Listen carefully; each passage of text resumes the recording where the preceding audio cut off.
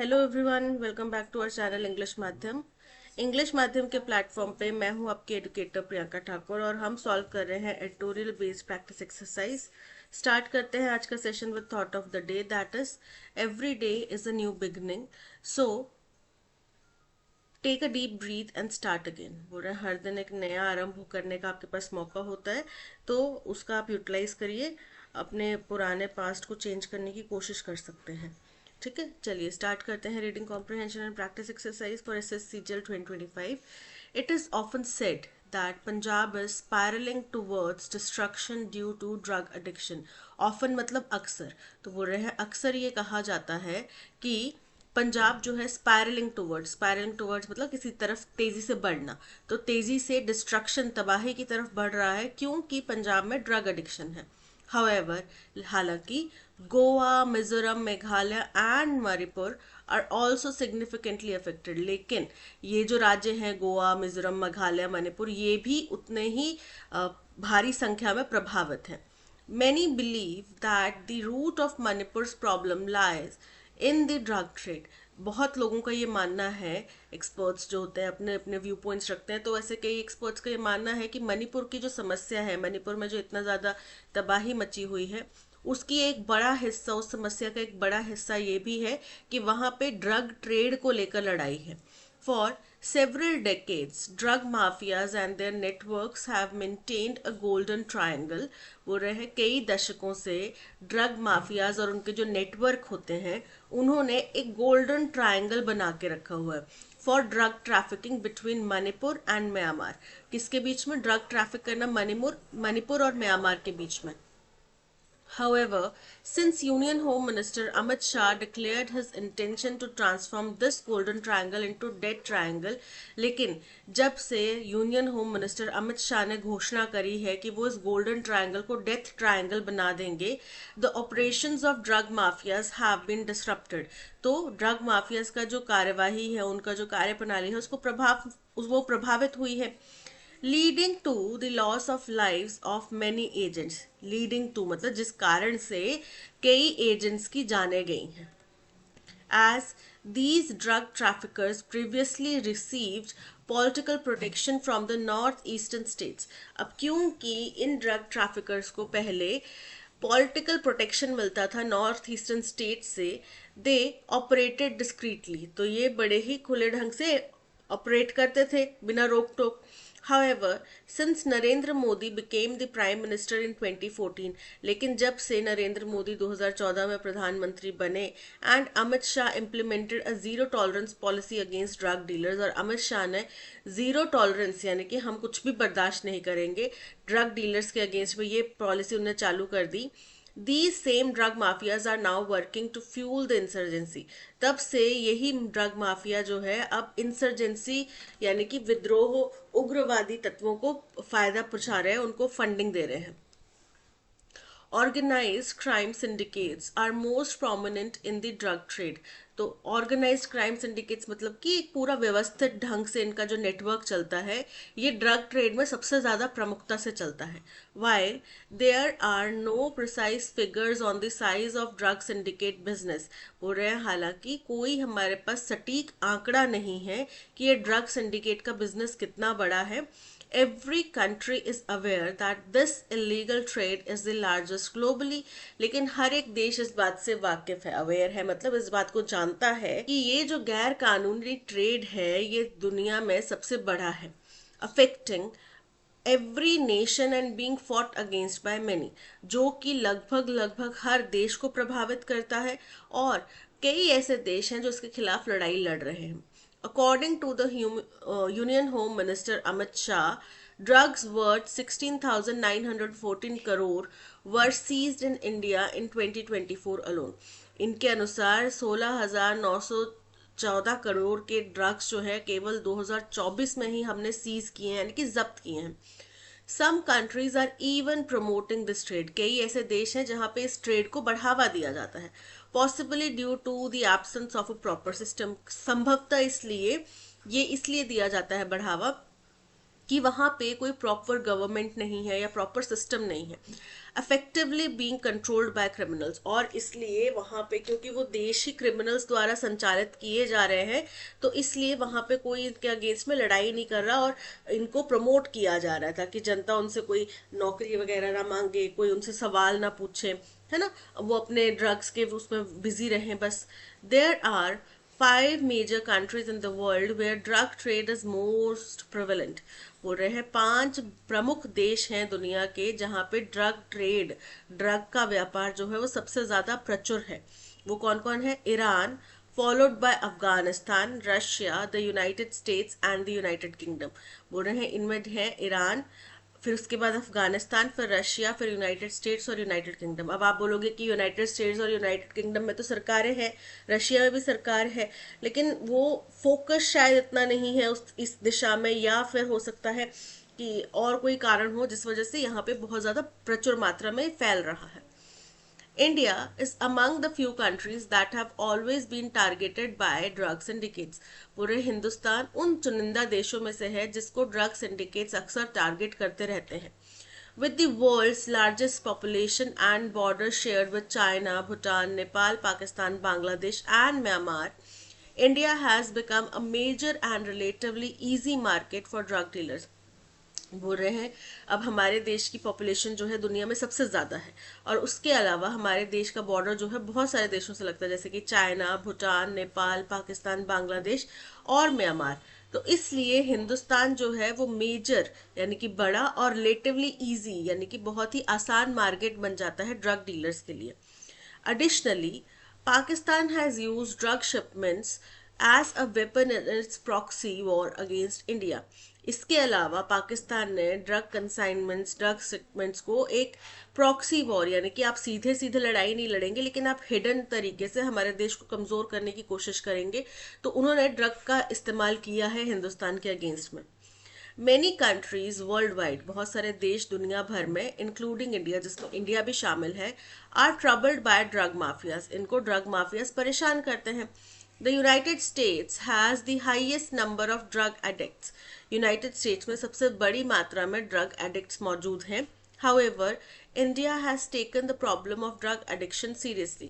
हिंदुस्तान ने बड़ी गंभीरता से इस समस्या को लिया है and is addressing the issue with seriousness, और गंभीरता से इस मसले को सुलझाने में लगा हुआ है।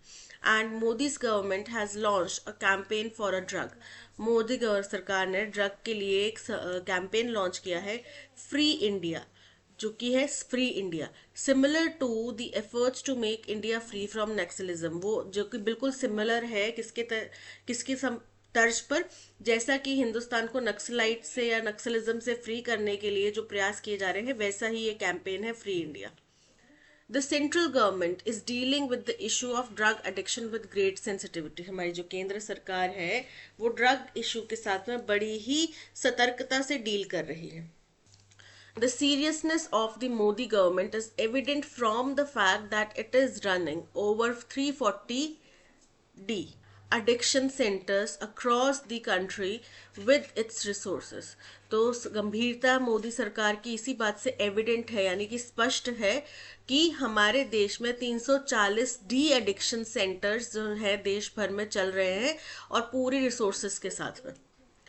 It is not only working to prevent the entry of drug shipments by engaging in strategic partnership with state governments। ये सरकार, मोदी सरकार ना केवल ड्रग शिपमेंट्स को हिंदुस्तान में एंटर करने से रोकने का प्रयास कर रही है, जिसके लिए वो स्टेट गवर्नमेंट्स के साथ में स्ट्रैटेजिक पार्टनरशिप यानी कि कूटनीतिक बातचीत कर रही है, but also running de addiction campaigns on humanitarian grounds for the affected.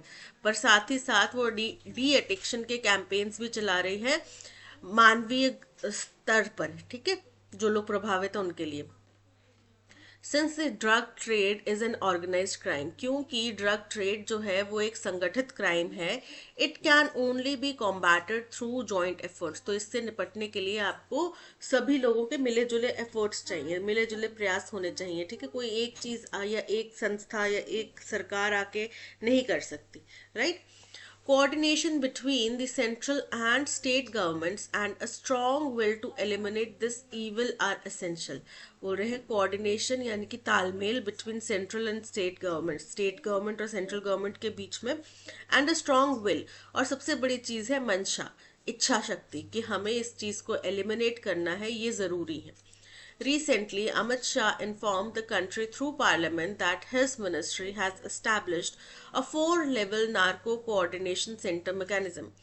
Recently, Amit Shah ने पार्लियामेंट को बताया है, देश को इन्फॉर्म किया पार्लियामेंट के जरिए कि हमारी सरकार ने, उनके जो मंत्रालय है उसने एक 4 चरणों वाला नार्को कोऑर्डिनेशन सेंटर मैकेनिज्म बनाया है with the states to improve coordination between central and state agencies working against organized criminals, जिसके अंदर जो स्टेट्स हैं वो क्या करेंगे, कोऑर्डिनेशन जो है बढ़ाएंगे सेंट्रल और स्टेट एजेंसीज के साथ में जो इस ड्रग के अगेंस्ट में काम कर रही हैं. A dedicated web portal NCORD has been launched to ensure that all agencies work in the same direction and exchange information in real time. और ऐसे ही एक वेब पोर्टल बनाया गया है जिसका नाम एनकॉर्ड है, जो क्या किया जाएगा, जो लॉन्च किया गया है ये सुनिश्चित करने के लिए कि सभी एजेंसीज जो हैं वो सेम दिशा में काम करें और अपनी अपनी रियल टाइम इंफॉर्मेशन जो है एक्सचेंज करें. Similarly, a dedicated anti-narcotics task force has been formed. तो इसी प्रकार से एक एंटी नारकोटिक्स टास्क फोर्स बनाई गई है. Paramilitary forces like BSF and Assam Rifles have been authorized under the NDPS Act. ऐसे में पैरामिलिट्री फोर्सेस जैसे कि बीएसएफ और असम राइफल्स जो है इनको एनडीपीएस एक्ट के अंतर्गत ऑथराइज किया गया है to conduct search and seizure operations against drug syndicates. की कोई भी ड्रग रिलेटेड इंफॉर्मेशन उनको मिले तो उसमें वो सर्च ऑपरेशन या उसको जब्त करने की कार्रवाई कर सकते हैं. We have achieved significant successes in recent year. अभी हाल के कुछ सालों में हमें काफी सफलता मिली है. From 2014 to 2024, 1 crore kilograms of drugs have been seized. 1 crore kilogram का ड्रग जो है वो सीज किया गया है with an estimated value of 1.5 lakh crore, और जिसका अनुमानतन कीमत है 1.5 लाख करोड़.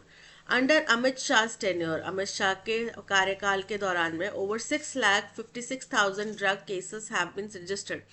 इतने ड्रग केसेस जो हैं वो रजिस्टर किए गए हैं. This is significantly higher than before 2014. ये 2014 से पहले जितना होता था उससे बहुत बड़ी संख्या है. However, the truth is that the drug trade has not stopped and continues to reach people discreetly. बोल रहे हैं लेकिन वास्तविकता ये है कि आपने पकड़े चाहे जितना भी जब्त किया, पर ड्रग का जो व्यापार है या ड्रग ट्रेड है वो रुका नहीं है. ठीक है, और लोगों के पास में वो सतर्कता से किसी ना किसी तरीके से वो पहुंच ही जा रहा है. It is also important to note Amit Shah's statement in Parliament that the fight against drugs cannot be won by the central government alone. ये भी important है देखना कि अमित शाह ने जो स्टेटमेंट दिया पार्लियामेंट में उसमें ये कहा गया कि ड्रग को कंट्रोल करना केवल और केवल सेंट्रल गवर्नमेंट यानी कि केंद्र सरकार के अकेले की बस की बात नहीं, यानी कि वो अकेले नहीं कर सकते. Society and the states must also play there part. इसमें समाज को और स्टेट्स को भी अपना अपना भागीदारी देनी पड़ेगी. It is indeed true that the campaign against drugs should start from the threshold of our homes. तो ये बात भी बिल्कुल जाहिर है, बिल्कुल सत्य है कि हमें अगर ड्रग के अगेंस्ट में लड़ाई लड़नी है, ड्रग से मुकाबला करना है, तो उसको पहले, जैसे कि पहले बोला जाता है कि शिक्षा अगर शुरुआत करनी है तो वो अपने घर से कीजिए, कुछ बदलाव की शुरुआत करनी है तो खुद से कीजिए. सेम चीज़ है, ड्रग को रोकने की शुरुआत करें तो अपने घर से कीजिए. What is the tone of the passage. Passage की टोन कैसी है?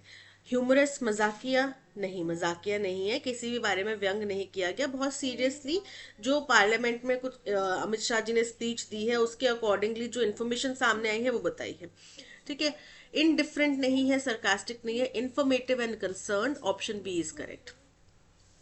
What is the main theme of the passage? The cultural richness of the northeastern states of India. तो यहाँ पे हमने वो उनकी cultural richness की बात या उनकी culture और heritage की बात नहीं की है. Incorrect है. The rising unemployment. Incorrect है. The organized drug trade in India and government efforts to combat it. बिल्कुल correct है. Option C is correct. Which of the following best explains why drug mafia shifted focus towards fueling insurgency in the northeastern states of India? क्यों वो लोग insurgency को बढ़ावा दे रहे हैं, उसको फंड कर रहे हैं?